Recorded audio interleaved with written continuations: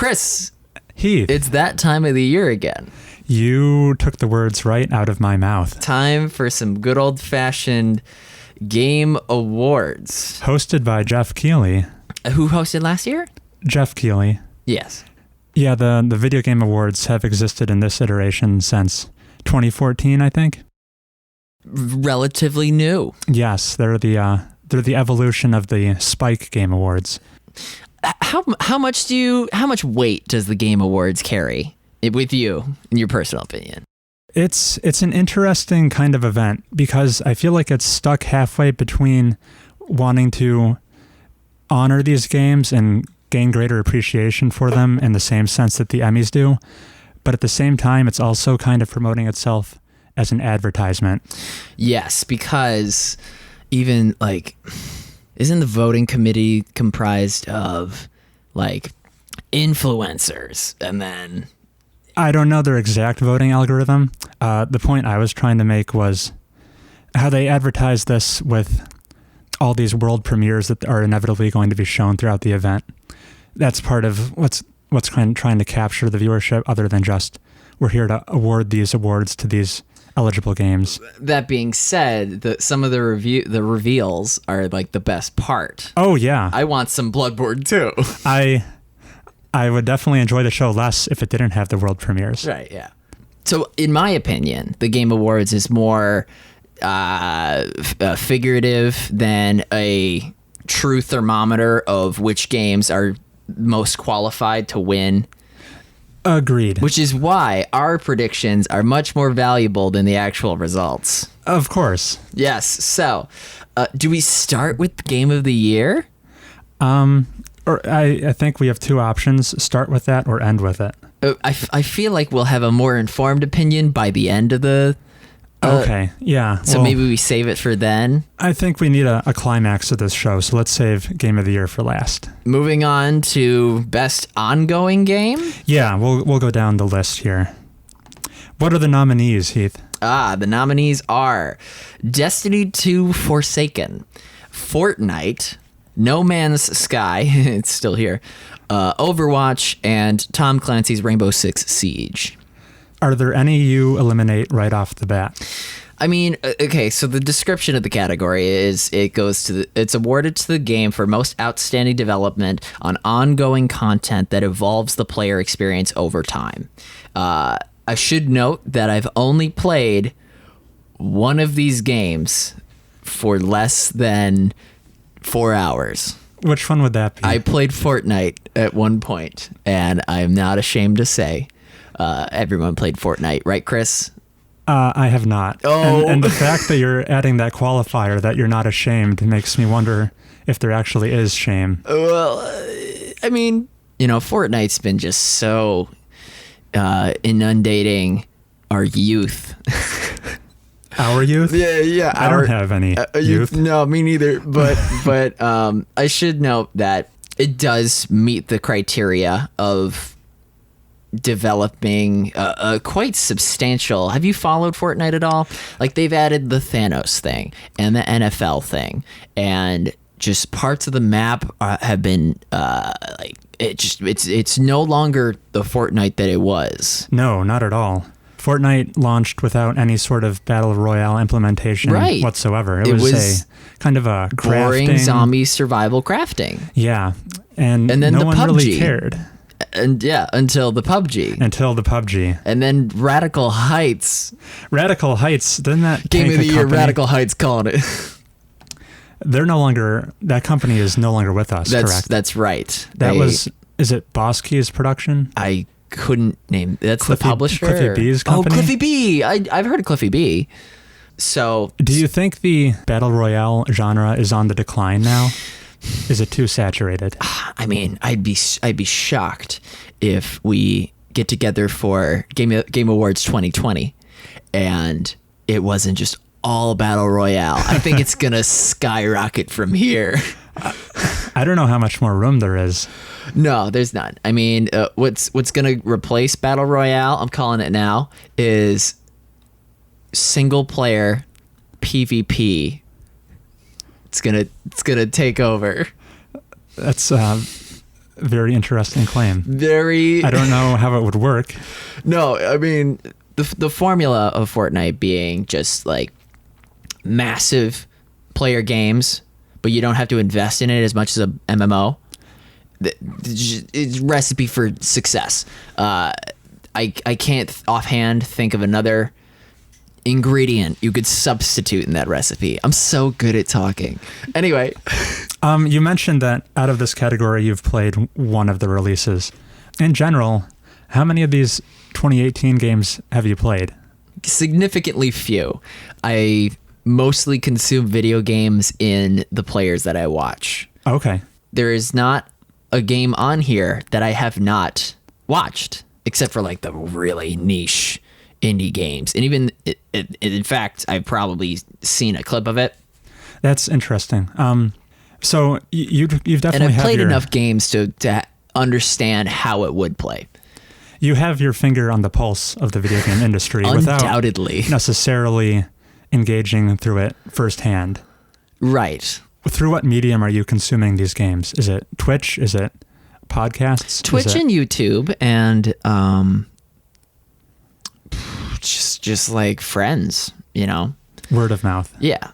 I'm in a kind of a similar boat, but through different reasons. Out of 2018 games, I'm halfway through one of them. That's all I've played.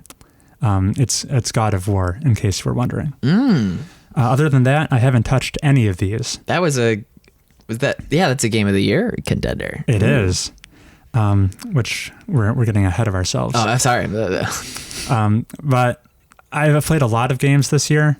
I listen to a lot of podcasts. I too listen to podcasts. Oh, very good. Maybe I'll listen to this one when we're done recording. No, you won't. It'll be in your recycling bin. It's poison. We're already 9 minutes in, and we haven't claimed our first award. So let me get us back on track. Okay. You asked me if there was any game that I would just write off for the ongoing category. Mm-hmm. Destiny 2. Though I have not even seen Destiny 2 outside like its launch. Yeah. I heard that it doesn't do a significant amount to like with compared to Fortnite. I think it's completely overshadowed, so I wouldn't even consider it. Agreed. As an outsider looking in, Destiny 2 seems like the game where its fan base dislikes the game more than any other game. That's a good category of its own. So I am in agreement. I don't think there's a chance that Destiny 2 claims this award. I also will not be giving it to No Man's Sky, because although it has been fleshed out more so, you can still see the skeleton that was the launch of No Man's Sky. Were you around for that? I was. As an outsider. I never touched the game, but... There is a copy of No Man's Sky in this house, I think. My brother got it. No, I think my brother got it. Okay. Or he wanted it, and he was asking me how it was, and I had to tell him that it was a monotonous resource gathering, frustrating, deceitful game. Yeah, and coming off of that reputation, it's had kind of an completely unexpected redemption arc with the positive word of mouth it's getting now. Yes, it is. However, I don't think it's enough to place in this category. Overwatch, however, are you who is your main in Overwatch? I played in the Overwatch beta for maybe half a dozen matches. I played Bastion a lot. I think he was pretty broken at the time. I enjoyed myself. I have not touched it since it has released. A good indicator for outstanding development of an ongoing game is the addition of new characters. I'm certain Overwatch has added new characters. I think just this past BlizzCon they unveiled a new character. The one that has the sort of partner that can split off. Yes. Yeah. Yes. So Overwatch on number of characters alone has continued to grow, and as you'd expect from Blizzard. For sure. So it's sort of a toss-up between Overwatch and Fortnite. We could talk about Rainbow Six Siege and how it's like a good game, but I haven't heard enough to make a decision on that. I think in light of some recent news, there's no chance that places the Rainbow Six Siege, they're kind of expanding into the Chinese market. And Ubisoft was saying instead of having 2 builds of the game, certain locations in the game, like casinos and strip clubs, had to be censored for the Chinese release. And they were just going to kind of paint over it with these gray blobs and put that in everyone's game. There was major backlash against that move. Steam reviews got tanked. And now Ubisoft says they're no longer going to give everyone a censored version of the game. They're going to create a separate version only for China. As you should have from the get-go. Yeah, no reason to punish everyone for China's strict censorship. Yeah. But so they're kind of making it right, but they shouldn't have done that in the first place. That's kind of some ill will right there. I don't think it wins Best Ongoing Game. Right. And I would agree, and I would go a step further and say I'm going to give Best Ongoing Game to Fortnite. And I'm in agreement with you. Just the number of iterations and cool events they've had over the course of the year. It's pretty cool. Like when the cubes explode mid game, and it's like it's the new normal. It's a cultural phenomenon, which I think deserves a nod during these awards. Has Fortnite officially released? Has version 1.0 come out? No, it's still alpha. Yeah, so you can't really award it an award in a traditional category, so I think this is one of the few places where you can give Fortnite its nod, its recognition for being this huge behemoth of a game without, well, not being a real game. Well, before it's actually out. So this is the kind of the way around it for Best Ongoing Game. I think it's a lock. Well said. It's a lock. Moving on to our second category, Best Game Direction. Awarded the game studio for outstanding creative vision and innovation in game direction and design. We have A Way Out, the co-op break out of prison break developed game. by the developers of Brothers: A Tale of Two Sons. Hazelight Studios. Yes, and he was the meme of last year's Game Awards. The Oscars. Yeah. He made Jeff Keighley very uncomfortable on camera because he started cussing at the different developers. You don't remember this? I know. I quoted him. Okay. Yes. Yeah. F the Oscars. I was very uncomfortable along with Jeff Keighley. Detroit Become Human by David Cage. God of War. Marvel's Spider-Man.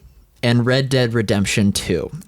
We're going to see a lot of... Again, this is for game direction. Spider-Man, Red Dead, and God of War in these categories. The trifecta. Yes.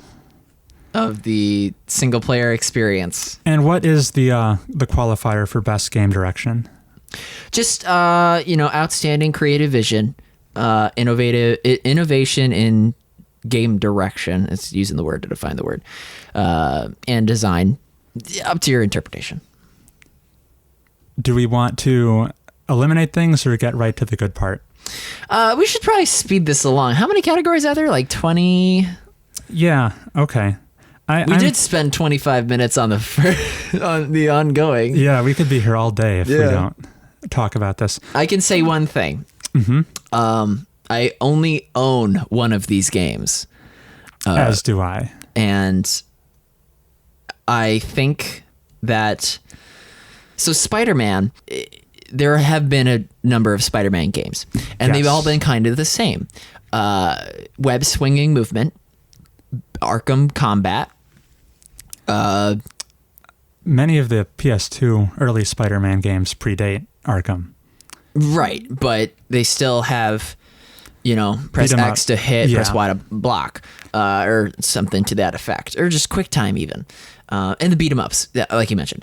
But this new Spider-Man game just goes the extra mile, I think, in its creativity. It has those pigeon quests where you have to web swing around to get a bird, which really demands advanced level movement in the game. Yes. And I've seen that the combat is a step up from Batman's combat, which is the baseline. So I think that, Spider-Man is a good contender, but Detroit Become Human, like I've been around for any of those David Cage fans out there. I've been around for the nonsensical direction from the man, the myth, David Cage. Heavy Rain, Beyond Two Souls, Indigo Prophecy.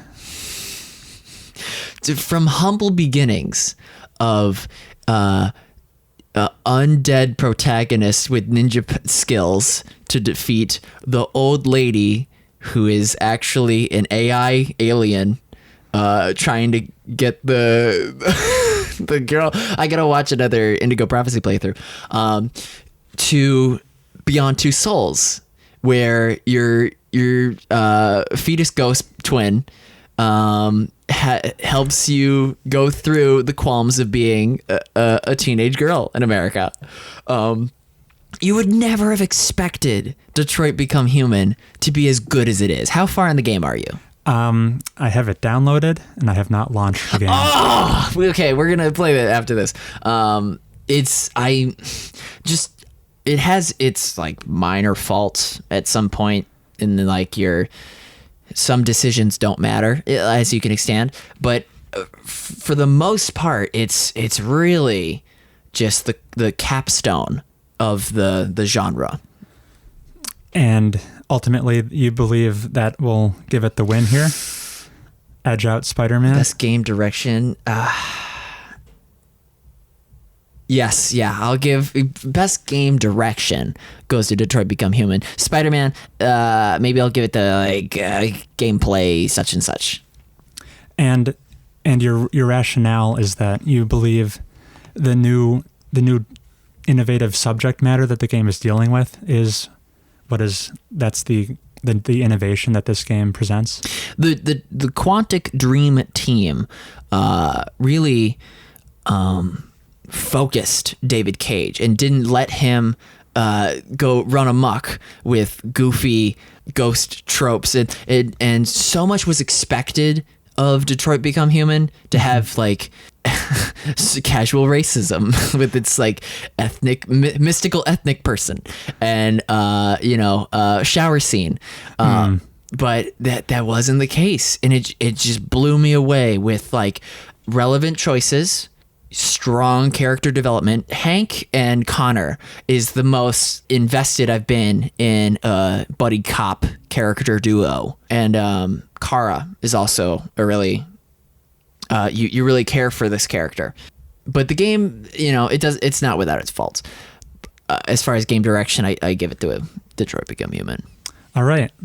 It's a respectable choice. Probably the last one I would have picked. Why? I think this is a pretty certain win for God of War in this category. God of War is a series, a long-going one, originally started in the PS2. I don't have very much attachment to the franchise prior to this game. I had played God of War 3 last year, around Thanksgiving time, 2017. I enjoyed it for what it was. It definitely didn't stick with me. Kratos, based on my limited experience with the franchise, Kratos was less of a character and more of a vehicle for excessive violence and murder. That's a apt description. And here we are in 2018, and I would have never expected a very somber, mature story about a father trying to reconnect with his son, told to me through the perspective of Kratos. But here we are, and it's happening. Progeny murderer Kratos himself. Yes. It's a new setting, the Norse gods instead of the Greek. The gameplay has been drastically altered. It's no longer a static camera. It's an over-the-shoulder kind of combat. They've done unnecessary little tweaks that you might not even notice, that the whole game is shot from a single take. You never see the camera angle cut. Oh, really? Just they went the extra mile to go do these cool little things that other games aren't doing. They just so drastically altered the direction the franchise was going from probably one of the most prominent examples of video games being excessively crude and violent. Oh yeah, to being freaking uppercut Zeus to being an example where it's showing how the medium is progressing. In a mere God of War 3 came out in 2010, it's 2018. In 8 years, the whole direction of the franchise is completely different. And that's why I think they're going to get the win in Best Game Direction. That's a pretty sound, advocacy for that game. I could see where you're coming from.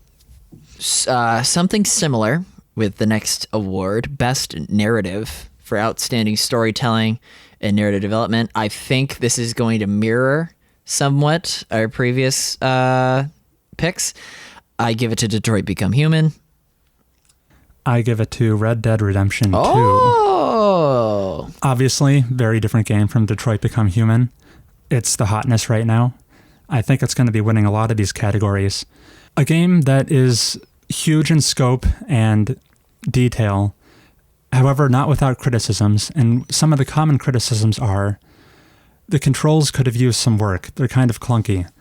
The game doesn't play as well as it should, which to me means if the game doesn't play as well as it should, but it still has a 97 on Metacritic and gets 10 out of 10s like it's going out of business. It must have an exceptional story. An exceptional story that makes up for it by orders of magnitude. So, having not played the game, that's why I think it's going to win narrative. Makes sense, from what I've played of Red Dead, it has the same development of characters as did its predecessor. The tutorial mountain could have gone a little better. Here it's a slow start. Right. And I was considering Red Dead Redemption, but the fact that the story allegedly slows down like 60% into the game to a glacial pace, I couldn't put that over Detroit. And that's a fair criticism for a game that is so long. I mean, there is a reasonable chance many of the people voting on these categories haven't finished it yet. Oh yeah. And that would hurt its chances for sure. I think all of these are fair picks. We are. Oh yeah. These categories, I don't see anything that doesn't deserve. Nothing seems blatantly out of place here. Here's a category that I will fight you on. Okay. Best Art Direction. I'm assuming we're going to be in agreement here. I hope so.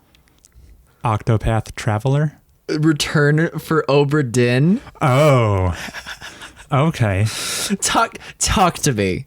Because I've seen speed runs of Octopath Traveler, and it looks like, an embellished modern day Pokemon JRPG. It's beautiful. It's like a diorama. It's what if you grew up with NES and SNES RPGs, pixel art. This is kind of like the natural progression you never got from those days. I did not get those from those days. I didn't either. My first video game was like Pokemon Sapphire. I think my first video game was Crash Bandicoot. That's a good one. Yeah.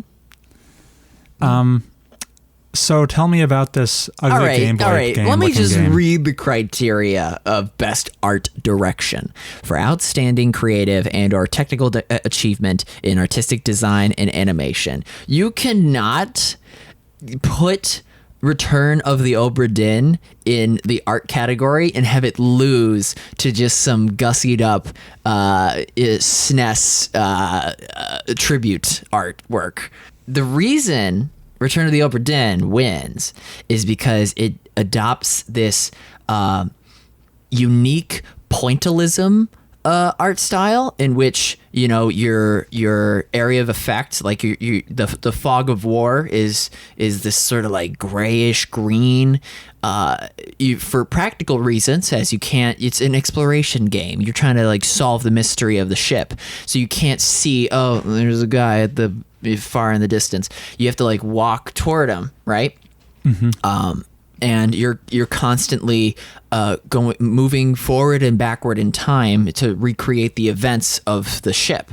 And it's from the maker of Papers, Please. Yes. So he's using this art style, and it fits the period. It's just sort of feels retro and like Myst, if you remember that game. Yeah. It just serves such a great purpose of the high contrast art style, giving like a sense of dread, as well as serving that practical purpose of concealing what's ahead. And like it's outstanding from a technical standpoint and an artistic standpoint. I understand how Octopath is pretty, but you're running against Usain Bolt here. Like he's miles ahead. I appreciate the artistry of the game. It's definitely one of a kind. It's bold. It's why a category like this exists. Beauty is in the eye of the beholder. Yo, you gotta get my eyes, son. I think it's going to be polarizing. I don't think I'm alone here in thinking, yes, I appreciate what it's going for. I think it's ugly to look at. Oh. I don't think it's going to be universally loved like the art style of, say, an Octopath Traveler. Universally loved. And that's why I think it's going to get edged out. However, if it were to win, I don't think I'd be upset. I think, yes, you should honor those games that really go for something unique and one of a kind in the art department. Shall we move on? Yeah, we should before I come across this table and knock you out. Best score / music presented by who cares? Celeste, God of War, Marvel Spider-Man, a Japanese game, Octopath, and Red Dead. The Japanese game is Octopath? No, the Japanese game is Ni no Kuni 2, Revenant Kingdom. I don't know why I hesitated on Ni no Kuni. Like it looked more intimidating. So this is just best music. Yes. And I would give it to... What are these... I can't... Where's Deltarune? Where's, like, Smash? I know Smash hasn't come out yet, but last night I was listening to the Smash Bros. Ultimate soundtrack because it was illegally uploaded to YouTube, and I was listening to all the tracks while Nintendo was taking them down. Oh, you were racing them? So in the playlist on YouTube, I would listen to one, and then I'd go to the next one, and it's like, this video is not available in your country. And then I'd be like, huh, and then I would go back to the one I just listened to. This video is not available in the country. I was racing Nintendo to listen to their amazing music. I'll point out one potential issue with the Game Awards here. The fact that it's hosted in early December, games that come out in late November throughout December of the year, they don't make it. And then they're supposed to be qualified for the following year. That's where they get their nod. I heard a lot of people mention that Xenoblade Chronicles 2, which came out December of 2017, had a fantastic score. I think it got snubbed here. It's not mentioned, and I think it's just a product of the fact that it came out so long ago. It's not getting remembered. I agree. There are some definite snubs here. Smash and Toby Fox in addition. So I'm gonna give it to Celeste. Okay. I'm gonna give it to Octopath Traveler. I haven't listened to the soundtrack of any of these games. It's kind of a blind guess. The only thing I'm going off of here is there's a YouTuber named Family Jules. He does guitar covers of video game soundtracks. I found him because he was doing the Persona 5 soundtrack tributes. And then for like 3 months straight, he was just doing Octopath Traveler songs. So I'm assuming they're pretty good if he put his channel on hiatus to just do Octopath Traveler songs. That makes sense to me. Similar in that category, best audio design.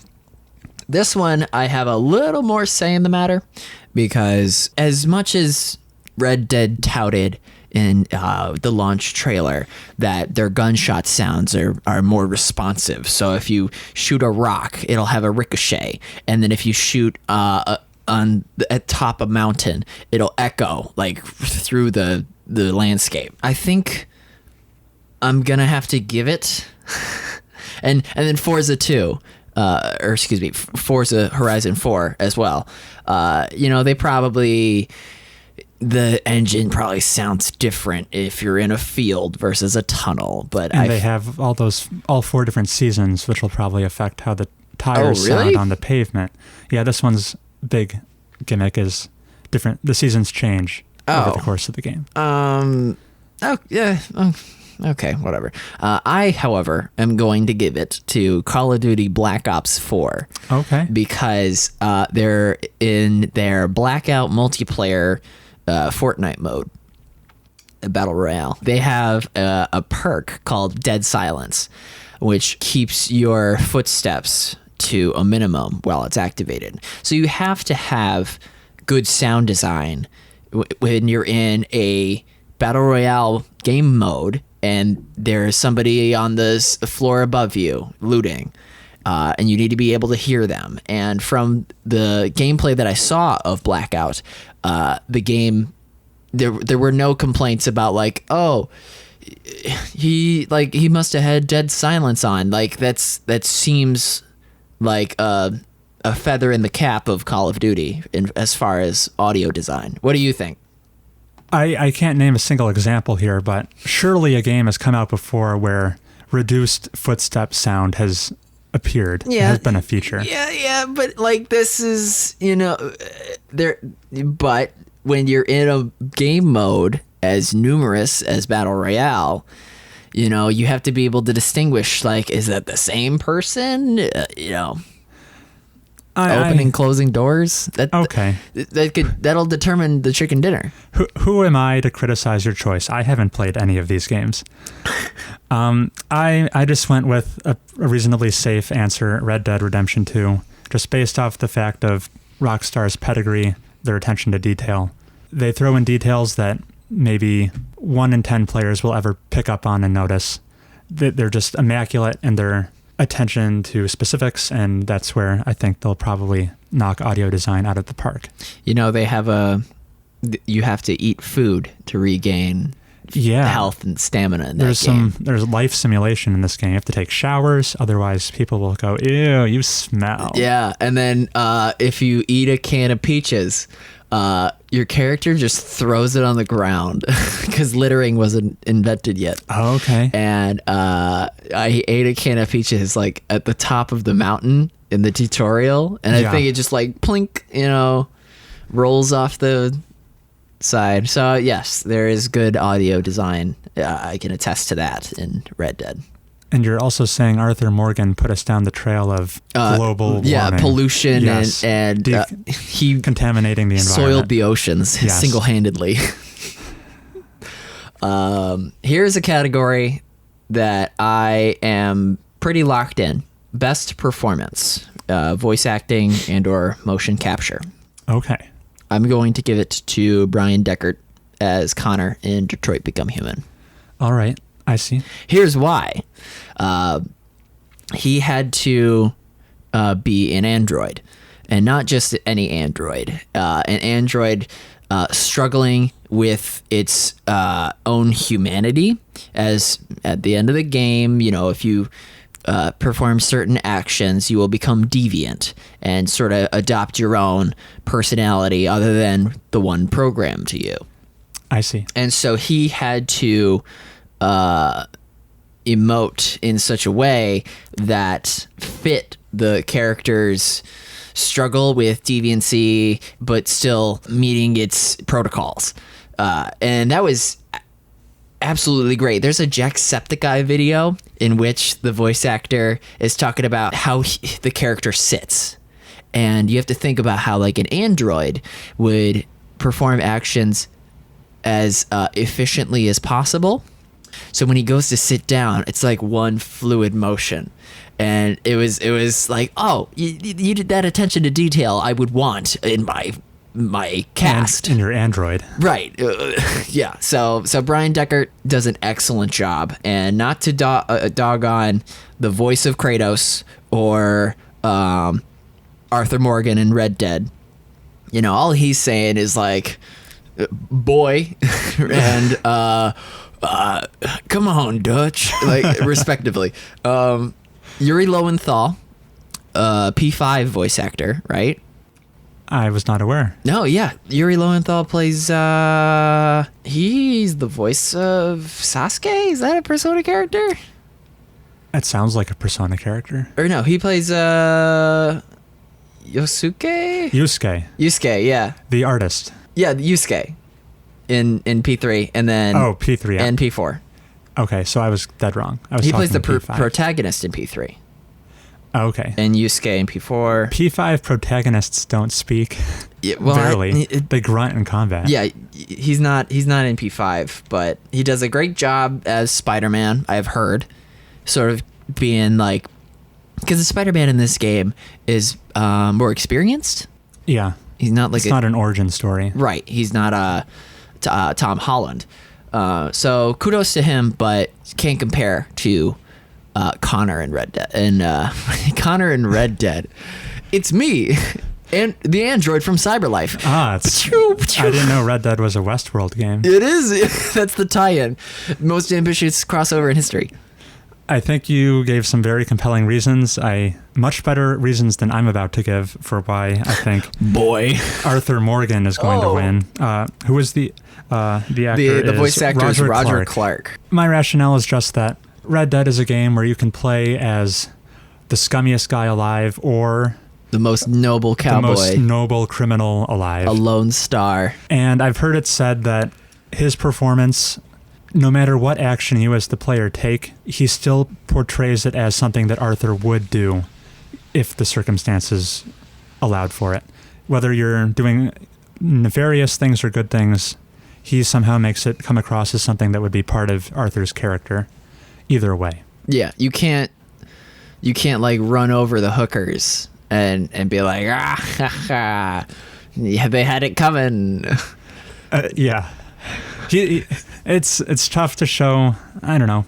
Regret can be a difficult emotion to convey, and it seems, from what I've heard, Arthur is a character who he regrets a lot of what he is being forced to do in Dutch's gang, and he's walking a fine line of what is acceptable and what is not. Well said. Thank you. Moving on to games for impact. How familiar are you with these games? Why don't you list them?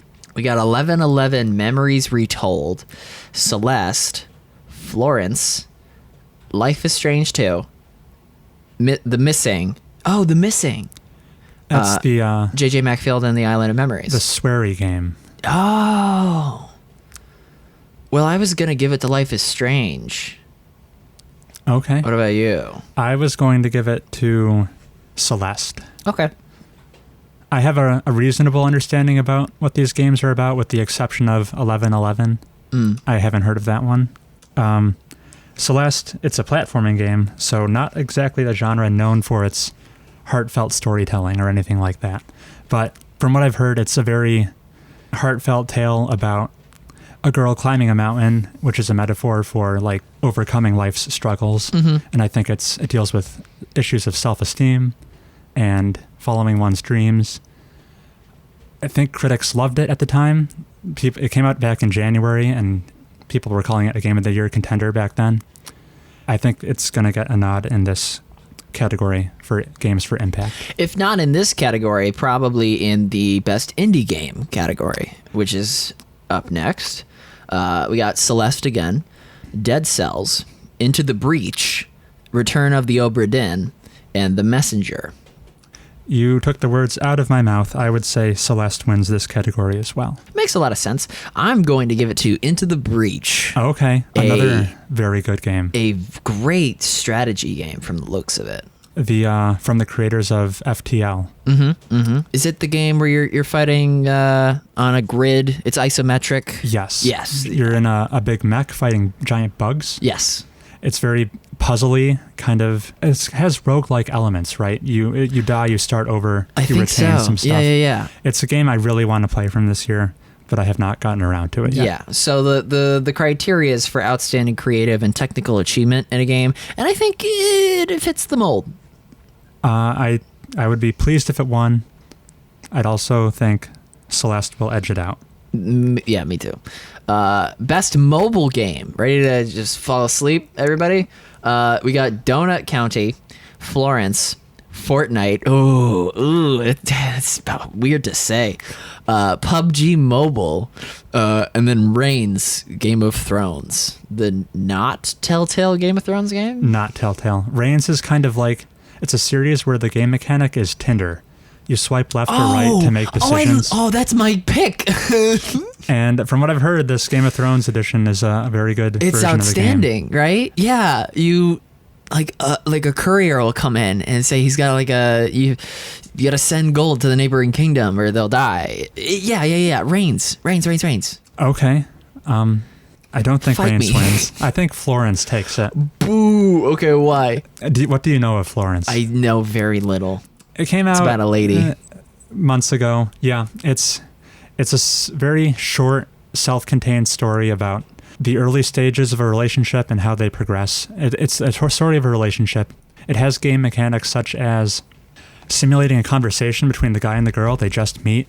You're kind of slotting puzzle pieces together to get the conversation to continue. Oh, I think I've seen this. As they're just starting out, the puzzles are complex, but they're getting simpler and simpler, and as the conversation flows more and more naturally. From what I've heard, everyone who plays it breaks down crying at the end. I don't think it takes probably any other categories here, but I think it deserves to win something, and I think mobile is the category where it gets its time in the spotlight. I forgot it's a mobile game. Yeah, that makes sense to me.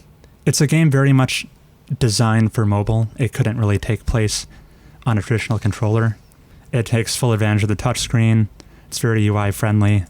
I don't have too much more to say about it. I haven't played it. Moving on, best VR game. Yes, VR or AR. There's not really many AR games.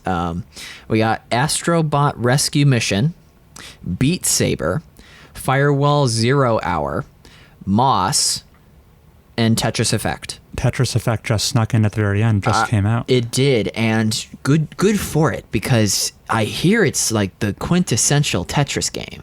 I hear it's amazing. Some people say it's kind of steeply priced at $40 for a game you've probably played many times before. Yeah, you're buying it for the art aesthetic, and it essentially serves as like an interactable screensaver. Like it's the Tetris game that you can just bring up at a party and have it being played in the background. Yeah. And I have watched enough most satisfying videos to know that I like me some Tetris watching. It's an audio visual feast for the senses, that's for sure.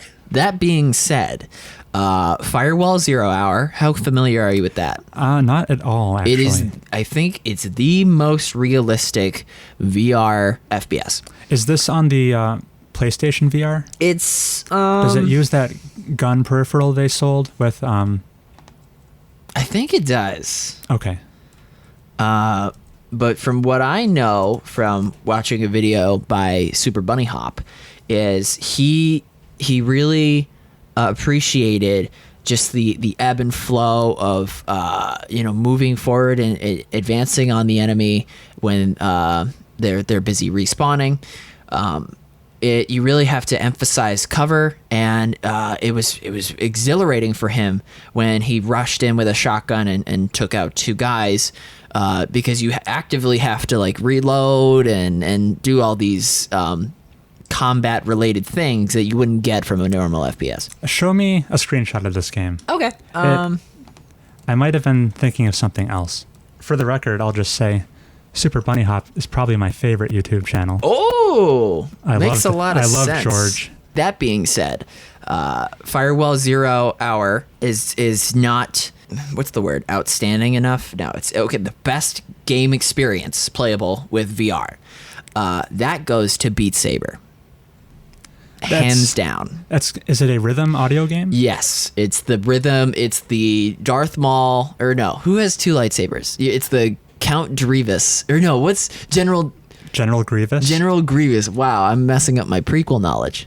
You're slashing the cubes, and what makes it the best playable experience is, I think for the PC version, you're allowed to download other games or other tracks. Songs. Yeah. So you can do it to your favorite P5 song. Nier Automata, yeah. Rivers in the Desert. Right. So that trumps the realism of Firewall Zero Hour and the aesthetic of Tetris Effect. I see. I think it's a pretty clear competition in this category between the two games you didn't talk about. Astrobot Rescue Mission and Moss. What are either of those? One of those will be the winner. I've seen Moss. I think Astrobot Rescue Mission will win this category. It's a platforming game. I hear it uses VR very innovatively. I don't know that much about it. I'm not super into the VR scene. Just the reactions I've heard, people talking about it, I think they were positive enough and passionate enough. Is this the grappling hook? Oh, no, this is the game that the kid was using in the Microsoft store, and he tried to climb a wall, and he fell on his face. Someone was using this in the Microsoft store? Right? I thought it... Oh. No, that's got to be another game. Yeah, because Microsoft doesn't have a VR presence. Right. Or whatever store it was. I mean, like I think there was like an HTC Vive. Oh, okay. In the store. Windows 10. Yeah. I see. Shall we move on? Yes. Best action category? Best action game. We got Call of Duty. We got Destiny. Is Destiny still a thing? I don't think it's winning this category. I'll say that much. No. And then you got Dead Cells, Far Cry 5, and Mega Man. Also, breaking news, Battlefield 5 came out. Are you aware that Battlefield 5 I knew it was coming exists? out in November. I think you're the only person. I can't say I'm very excited for it. Best action game, I'm going to give it to... I mean, I've seen the Mega Man gameplay, and it feels like what I imagine Mega Man plays like. But I hear people are underwhelmed with Mega Man 11. Oh, really? Yeah, I don't think it stands a chance. Similarly, against Black Ops. I also think pick. Far Cry 5 is mainly more of the same, not enough to win this category. I was excited for the setting. It was a very novel setting. I don't think they really did anything that said anything with it. Does it feel like just like Far Cry 4.5? I'd say Far Cry 4 felt like Far Cry 3.5, and now this is Far Cry 3.75. 3.75. So you're also going to give it to Call of Duty Black Ops 4. I was going to give it to Dead Cells. Now tell me about the gameplay in Dead Cells. It's a side-scrolling, almost Metrovania with roguelike elements. You start over from each run. It's hack and slash, has a cool pixelated art style.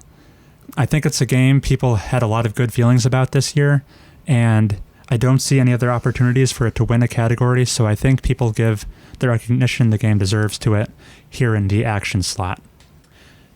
I'm not saying Call of Duty is necessarily undeserving of winning, but I think the people at these gaming outlets have kind of a bias against Call of Duty and may not vote for it.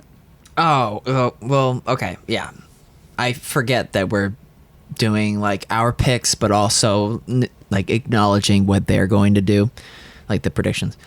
That makes sense to me.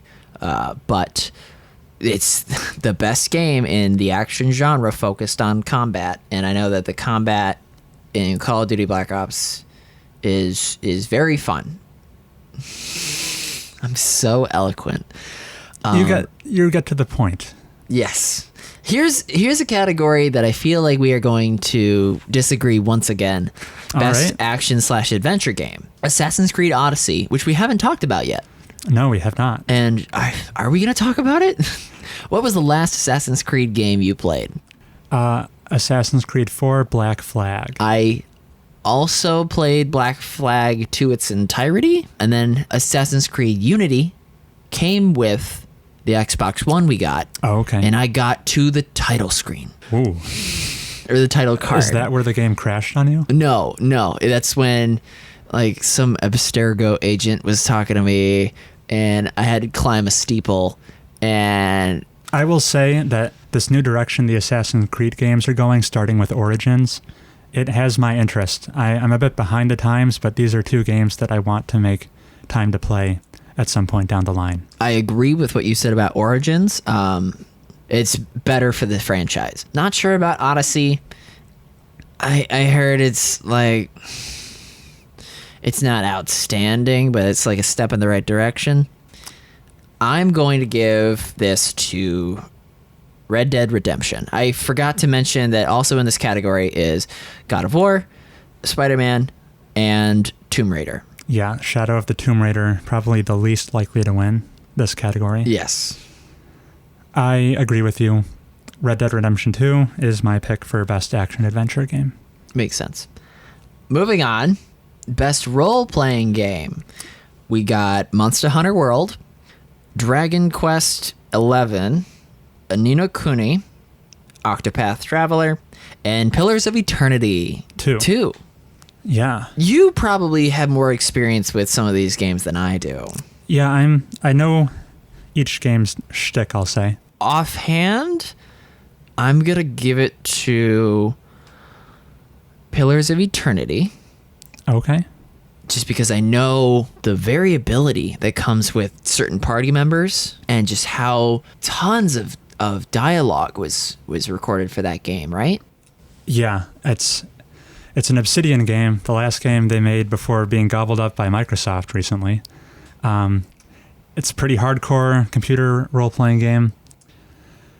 I almost feel as though its exclusivity to the PC platform is kind of going to limit how many people play it. Oh, because it's only on Xbox. Why don't you double check me there? What platforms is it on? No, it's even on the Switch. Even on the Switch? Yeah, it's everywhere. Well, I was dead wrong.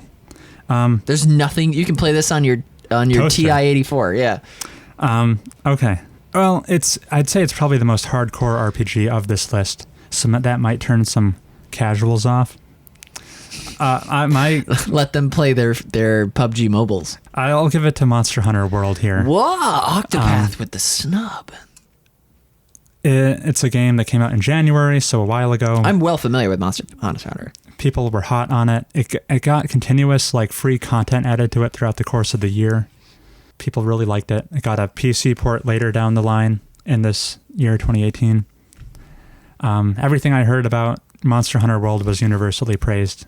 I think it's going to win best role-playing game. It would have been my first pick had it not been for Pillars. Another great pick by Chris. Moving on to best fighting game. I have some opinions here. We have Blaze Blue Cross Tag Battle, Dragon Ball Z Fighters. I miss Dragon Ball Fighter Z. Dragon Ball Fighter Z, the most backwards title. Soul Calibur 6, and then Street Fighter 5. It's like a special edition of Street Fighter 5 because that game's 2 years old. Right, the arcade edition, which has more characters.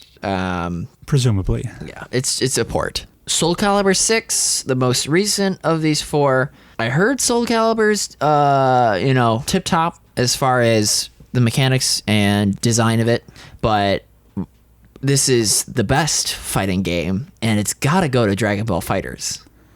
I agree, yeah. Another early year game, January, I think. But it blew everyone away. It blew everyone away. Have you seen the guest characters in Soul Calibur 6?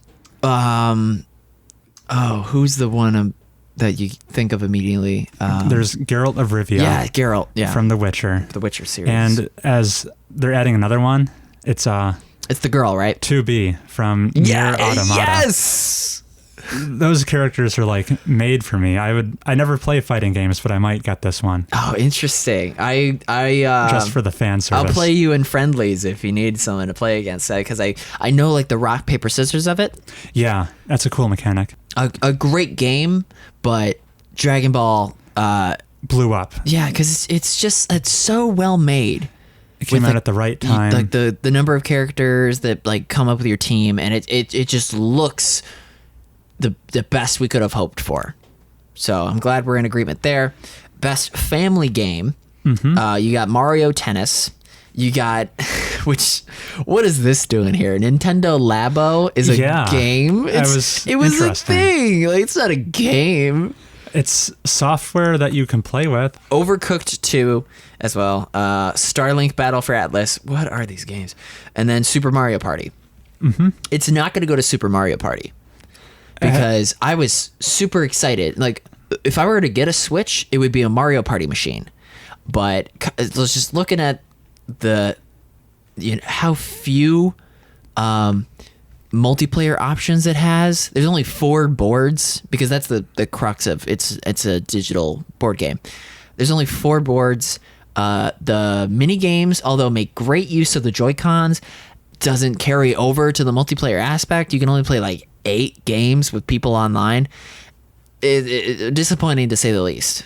With how well they could have done, return to the roots of certain Mario Party games. Did I misunderstand you the other day? Did you say you got a Nintendo Switch in the anticipation for Smash Bros?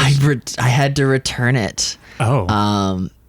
Yeah, well, okay, because I got the Switch as a gift for somebody else, but that person got a Switch. Oh. So I was like, I guess I got a Switch. And then my parents were like, no, send that back.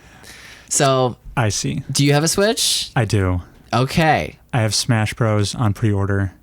Oh, man. Which I never do, for the record, but gotta get that plant. Justified it for Piranha Plant and the fact that Nintendo games don't really go on sale or depreciate in value, so they're mainly $60 for the lifetime of the game. Right. So I could get it now, or I could wait and get it later and then have to pay for Piranha Plant. So well, might no, as well. you don't have to pay for Piranha Plant. You don't if you get it in the first month the game is But you could out. also register with gold. Is that, you have to pay to register? No, you can register a game for free, but you won't get Piranha Plant unless you register the first month the game is out. Oh. Or maybe 2 months. I think it's through January 2018. Okay. Or 2019. Mm-hmm. Yeah, I gotta find a way to get a Switch. So, I don't give it to Mario Party. I would have given it to Smash if it were on here, as would you, because that's the new hotness. Yeah, I think that would have taken it. Have you? Yeah. I haven't played any of these. I think It's not gonna go to the Labo, is it? I think Mario Tennis Aces is probably the winner here. Yeah. Just because it's a well-made Mario sports game that appeals to a lot of people. It looks fun. I think they're adding new content to it. I think the competition here is pretty lacking. Yeah. Compared to last year where we had Odyssey. Super Mario Odyssey, which was amazing. Right. Moving on. Best strategy game. This is my category. Oh, okay. We got The Banner Saga 3, Battletech, Frostpunk, Into the Breach, and Valkyria Chronicles 4. The Banner Saga is like another, not isometric, but you're moving your characters along a grid, and it has story elements where you have to make, telltale like dialogue decisions. For sure. It's resource management Oregon Trail combined with a turn-based strategy RPG. I've played the first 2. I love it. Oh, okay. I haven't gotten around to 3, but it's probably my favorite game on this list. With that said, I don't think it's going to win. I agree, because what is going to win, hopefully, is Frostpunk. Really? I love a good dark horse Frostpunk. contender. Frostpunk looks so good. It's the perfect dead of winter survival, city skylines. It's like a post-apocalyptic city building game, right? You have to manage the hope of the people with the amount of gas you got to turn the furnace on. It's perfect. I haven't played it, but it's on my Steam wish list. It beats Into the Breach, which is, aesthetically more pleasing, but I was way more excited to play Frostpunk given the opportunity. I'm giving it to Into the Breach here. I think what you gave it to a category before, which I did not. Best, not indie game. Actually, I think I did give it to best indie game. I think you gave it to a category where I didn't, and to kind of make up for that, I'm giving it the win in this category. Works for me. Moving on to, all right. We're starting to get into the goofball categories. Oh, yeah. So just back of your mind, work on your monologue for the best game. Like the game of the year, I meant. Best sports racing. You got, I love how they combine them, because They're so insignificant on their own. Yeah, they couldn't fill out a category if they were split apart. FIFA, Forza, Mario Tennis Aces? What's that doing up against FIFA? That's a sport. Nonsensical. Tennis is a sport. 2K19, the basketball game. And then, if FIFA didn't scratch the itch enough, Pro Evolution Soccer 2019. Is that a team management one, or is that a FIFA clone? I really don't know. And we don't care to look up the facts. I'm sorry if I zoned out. Was Forza Horizon 4 on this list? Yeah. Okay, I think that one wins. Sports/racing. Yeah. Because Forza. You think that wins? Forza is consistently a really high quality game. I think it wins this one. Yes. I really like the Forza Horizon series. They're kind of more arcadey, less simulation racer. Oh, really? They're open world. You just drive around the sports festival, I like picking that. up events. You get to race like a train. You race planes. That's fun. Yeah. Moving on to best multiplayer game. Ooh, this is gonna turn some heads. We got Call of Duty, Destiny 2, Fortnite, Monster Hunter World, and Sea of Thieves. You remember Sea of Thieves? Almost. Is that the one where you can sip the cup of tea while people board your ship? I think so. Or is that... Sea of Thieves is really kind of dead in the water, wouldn't you say? I heard, because it's got like vertical loot scaling. Oh, really? Where it like doesn't matter how much, like your loot doesn't get any better. It's just all cosmetic. Okay. Not a game I think that is in the running for this category. Yeah, snooze. So what are you going to give it to? Well, okay, it's curious to call Monster Hunter World a multiplayer game. It's cooperative. Your party can get no larger than 4, right? I believe that's correct. Yeah. Yeah, that's not. I mean, it's the odd one out. I'm not going to give it to Destiny. I think just based on its cultural impact this year, Fortnite will take it again. So we're in agreement. Yeah. All right. Fortnite sweeping. Best student game, which is a curious category. We got Combat 2018, Dash Quasar, Jira, Life, and Recharge. There was another student game that I saw that was like Beat Fighters, which was sort of like a fighting game, but to the beat, the way of Crypto the Necrodancer. Oh, and that's a cool mechanic. That was a cool game that was a student project. Are you familiar with any of these? I like to think that I'm pretty in touch with the goings on in the video game landscape. That being said, I haven't heard of any of these. If I had to pick one to win, it's basically throwing a dart at a dartboard. Then let's just abstain and move on to best debut indie game. Recognizing a new independent studio that released a first game in 2018, the return of Donut County, Florence, Moss, The Messenger, and Yoku's Island Express. I mean, do you see a clear winner here? It sounds like Florence. That would be my second pick. I would give it to Moss, actually. Oh. A VR game about a mouse. People are really up on the game. They like it a lot. I think it... Well, this category is won by fan voting. Oh, okay. Solely. Which makes sense. I'll still give it to Moss. Just because I already gave an award to Florence, and Moss, which I think would have won VAR VR game, had Astrobot Rescue Mission not come out recently. So I think here's its opportunity to win an award and get some recognition. Gotcha. This next category is going to need a little more clarification. Best esports game. So that's it's weird how they word it. It's the game that delivers the best overall esports experience. So it's not necessarily like the game itself.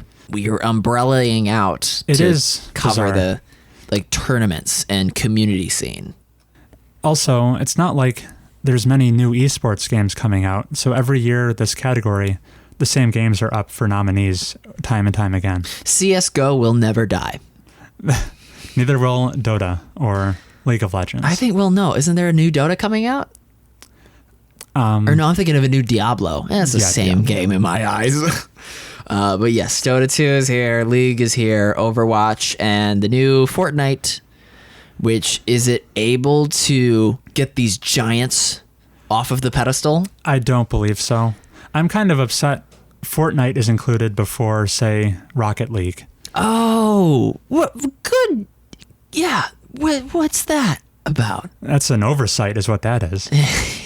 Last year, Overwatch won, and I, as someone who doesn't pay attention to the esports scene, I'm just going to assume Overwatch will win again. Oh. Shall we move on? You might as well.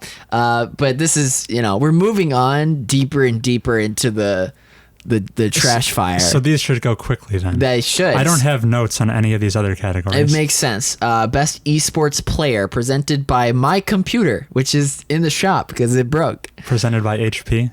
By my computer specifically, the Omen. Okay. The series that my computer comes from. You got Sonic Fox.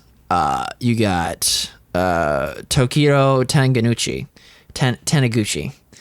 This is just practice for me, broadcasting wise. Uzi Hao, Simple, and Joe Knock. I have even less familiarity and less meaningful things to say about this category. Best esports team, you got Astralis, Cloud9, which I've heard of, Fnatic, London Spitfire, and OG. Gotta give it to Cloud9. Moving on. Best esports coach. This is just like sifting through the haystack to find a needle small enough. What's the demographic? Are these guys who were playing esports and have retired? That's a safe assumption. They look fairly young in general. There's no one in their 50s. Yeah. I'm legitimately interested what responsibilities an esports coach has. Oh, probably just like... is it like logistics around organizing competitions? No, you're a coach for your team. Okay, so actually like assisting with strategy? So when somebody says, oh, I want to be the support, and someone's like, no, I think I should be the support, he's the final say, I would think, as a coach. And they're better judgment. Because, hopefully they've watched more footage of the other team. Seems like a reasonable guess to me. Best esports event, E-League Major, EVO, League of Legends World Championship, Overwatch League Grand Finals, the International 2018. You've heard of EVO, right? Yes, that's the big fighting game tournament. We got to give it to EVO. I see no reason not to. Yeah. Best esports host. Who are you people? I should mention some other esports players that I am familiar with. Shroud. And I'm talking to you, but this is for them. Shroud is really good. Why is Ninja not there? This is esports the players? Fortnite player, Ninja, yeah. Who was on he Ellen. Was more of a streamer than a competitive player. Yeah, but like, why are we limiting it to esports? Why isn't there a category called like best player? I think there's a category like best content creator, and I believe Ninja I'm jumping is in the there. gun. All right, let's skip this host crap. Best esports moment. The only one I know is with Sonic Fox. Oh, they played Dragon Ball FighterZ. Oh. Moving on. Oh, content creator of the year. Thank you. Yeah. We got Dr. Lupo, Myth, Ninja, Pokimane. I am familiar with Pokimane. And then Willy Rex. Just based on the fact that only one of these people have streamed been on with Ellen. Drake. Yeah. I'm going to go with Ninja. I'm sorry, I stepped on your joke. Yes, Ninja did stream with Drake. And that's the category list. So comment below which predictions we got right. Oh, but wait. Oh, we're not done, are we? We forgot the cream of the crop. Game of the year. This will be very anticlimactic if we just agree with each other. Gonna go to Oberton, baby. No, that's not even a contestant. So the contestants are Assassin's Creed Odyssey, Celeste, God of War, Spider-Man, Monster Hunter World, and Red Dead. I think I should say mine because I feel like you have more to say. I'm going to give it to Red Dead Redemption 2 because the criteria being the best experience across all technical fields and genres and stuff. Assassin's Creed Odyssey, more of the same, kind of fits the mold. As well as Origins performed, I don't think it's game of the year. That would be disappointing. Spider-Man, a worthy contender, and then maybe God of War. Spider-Man, I feel, is this year's Horizon Zero Dawn of last year, where Horizon Zero Dawn nominated for a boatload of categories and doesn't win a single one. Oh, I feel okay, like that's what you Spider-Man mean. is present in a whole bunch of places. I don't think it wins any of them. Oh, wow. Well, yeah, we'll see. Oh, that's sad to think about, but they're in with the heavy hitters. Monster Hunter World isn't accessible enough, in my opinion, to be a game of the year, as well as it may perform for its niche audience.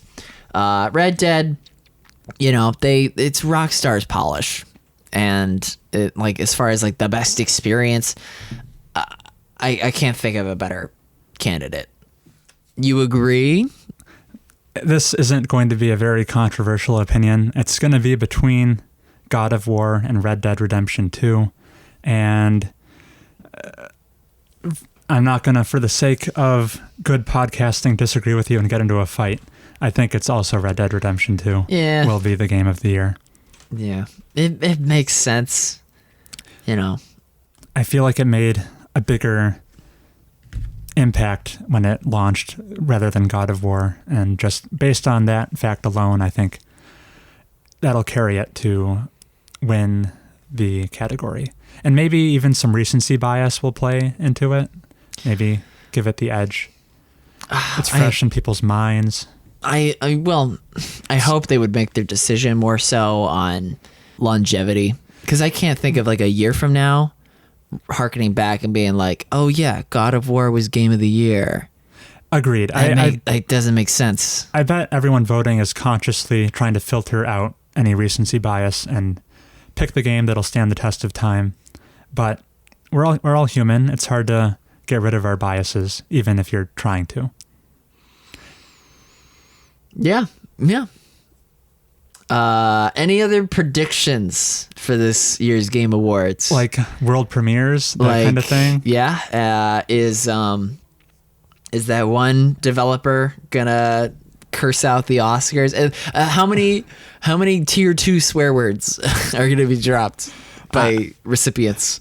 I think they're probably gonna crack down on it after last year. I hope so. Do you think there will be an appearance of the Bic Razor Man? I don't think so. From 2 years ago? I don't remember. It was sponsored by Bic. There was a big razor guy who would go interview people, and it was very cringy. Oh, I can imagine. Yeah, I hope they let Jeff just run with it and give him the control that, a host should have. I think we're going to get a Bloodborne 2. Announced here. Yeah. So From Software has the precedent of announcing or teasing a game at the Game Awards. Last year was Sekiro: Shadows Die Twice. Right. But that game's not out yet, so I feel like they'd be cannibalizing themselves if they announce Bloodborne 2 right now. I forget that's a VR game, isn't it? No, it's a very traditional From Software third-person combat game. Really? That comes out in a few months. I think February or March of 2019. You couldn't tell me. I don't know. It's a Japanese aesthetic this time. Okay. Like samurai sword clashing. I like that. Yeah. It looks good. Okay. So that's our predictions. That is our predictions. Look for the Spider-Man snub and the wins on the part of Celeste. And we are not anticipating a Fortnite sweep. No, not at all. Maximum of 2 categories will go to Fortnite. Okay. You heard it here first. Maybe if it were more recent. Maybe if it had released. That's great to end on. Catch us watching it live. I mean, I'll have my computer back by then. I'll be watching it live. Whether or not you'll be able to watch me watching it live, I don't know. I'll just patch you in on Discord once you teach me how to use Discord. Sounds fair. And that's what we'll do. So catch us watching the Game Awards. Chris, thank you for joining me. Thank me for joining you. This is your idea. I suggested it, but thank you for putting this production together. These microphone arms were fantastic. I feel like they elevated our podcasting skills to the next level. They totally did serve their purpose. Next time, if there is a next time, I will be bringing my pop filter. Yeah, but the basket of these have been performing quite well. It has been performing well. Shout out to Shure Microphones. Trying to cash in on those sponsorships. I am. All right, stopping right now.